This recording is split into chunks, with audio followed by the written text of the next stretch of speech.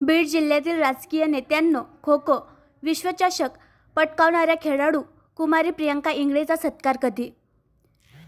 इतर राज्यातील खेळाडूंचा नागरिक व लोकप्रतिनिधीकडून भव्य सत्कार व बक्षिसांची खैरात होते. बीड जिल्ह्यात का नाही?